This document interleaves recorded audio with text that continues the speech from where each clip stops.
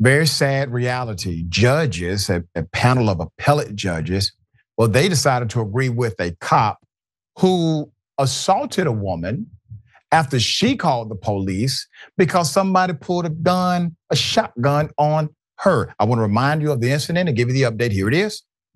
Just calm down. You know what? She needs to be corrected, if anything. Calm down. Why? Why do I have to be corrected when my life was just great? And if my daughter's sick, I just want to go to the store and charge my phone. Please stop. She didn't even do nothing. Do not touch me. Do not touch me. What do the not heck? I am. What the? Why are you doing that? Why are you doing that? Do not touch Why are you me. doing that? Do not touch me. She's not doing nothing. I wanted to call my kids. I just said I wanted to call my kids. My phone is dead.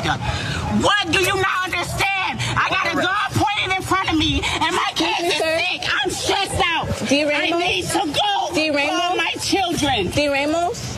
I need to call my kids. What's his name? I don't understand. D. Ramos? Ramos, officer, what's your name, please? I'm asking you. We're busy right now. Who can I talk to right now, please? Please do not let me touch you. I'll get you out. Can you touch me? Can you help me up? Oh my God. Oh my God. Really? Does anybody have a cage? Really? That officer was convicted of battery against that black woman. Now judges, well, they decided to overturn it. With millions watching and many people benefiting from this program called Indisputable, we just need 1% of the viewers to become a paid member so we can continue to bring this content to you. Now back to the show. Put up the picture full mass. I want you to see the carnage that was committed by this police officer in Miami. And I want to also remind you that the black woman who was being assaulted by the police officer and who did get a conviction for that assault, she's the victim. The black woman is a victim of a crime. An appeals court, they have now overturned the conviction of a former Miami cop who was found guilty of battering a black woman in 2019 after she called police for help when her white neighbor pointed a shotgun at her. Obviously, she was distressed. Alejandro Giraldo, who once worked as a field training officer for the Miami Police Department, was convicted of felony battery and convicted of official misconduct in March of 2019 when he decided to arrest Ms. Dyma Loving. Ms. Loving, once again, was a victim. Ms. Loving called 911 that day after a white neighbor pointed a shotgun at her and her friend, Adriana Green. That neighbor, Frank Tom, started calling them hookers and racial slurs as they walked by his home on the sidewalk. When the woman yelled back and called him a blank, he picked up his firearm and pointed it at them, according to police body camera video. Loving was initially charged with disorderly conduct and resisting arrest. Both charges were dropped, obviously, 2 weeks after the arrest.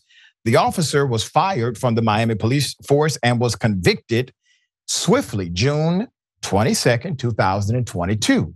Remember, he's convicted of a felony, all right? On charges stemming from the arrest of Ms. Loving. He was sentenced to spend 364 days in prison and 18 months probation.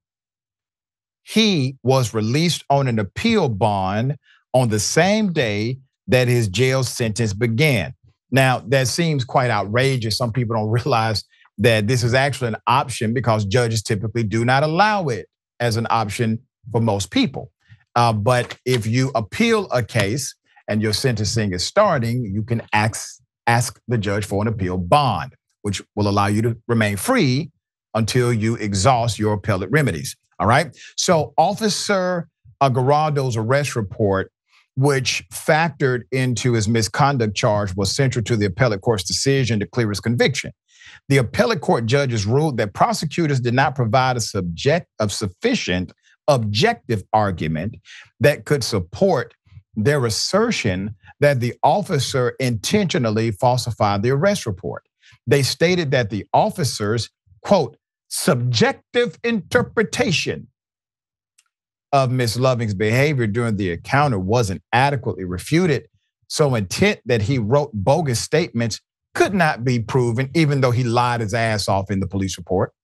The 3-judge panel from Florida's 3rd District Court of Appeal in Miami further reasoned that because prosecutors told the trial court the false arrest report charge helped form the basis of the battery charge, that second charge was called into question.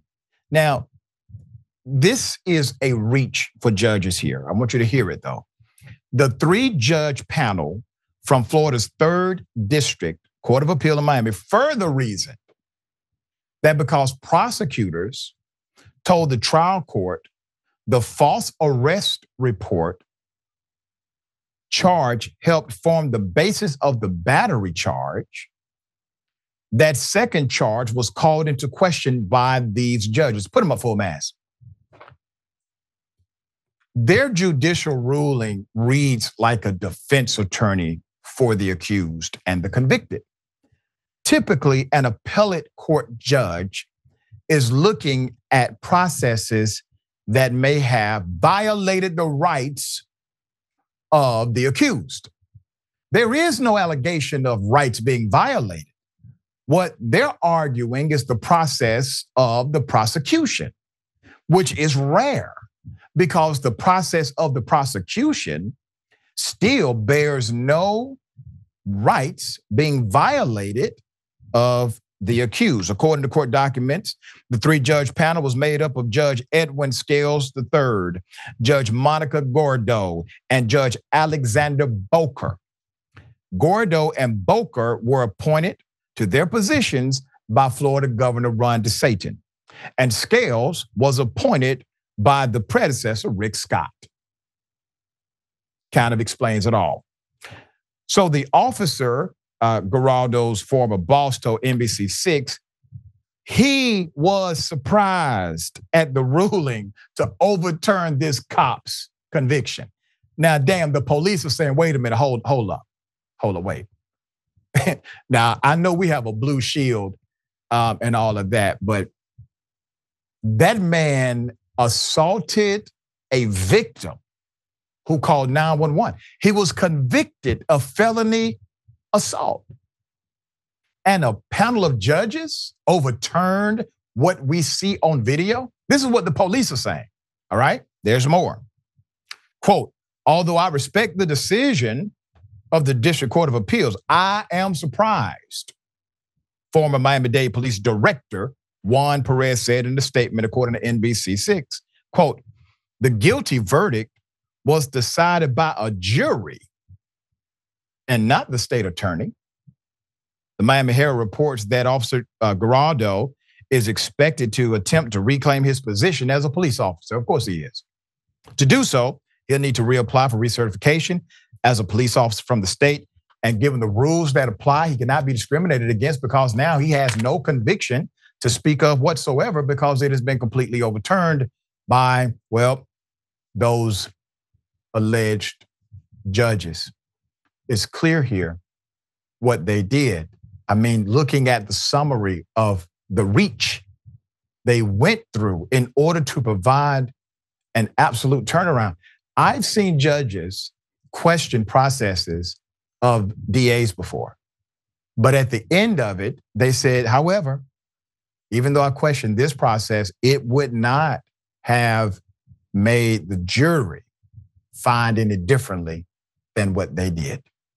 But in this case, they decided to basically become top, bottom judicial system. And that's not what the Court of Appeals is supposed to do. And that's why the police director himself is confused by this ruling. Mr. Mayor, thoughts here?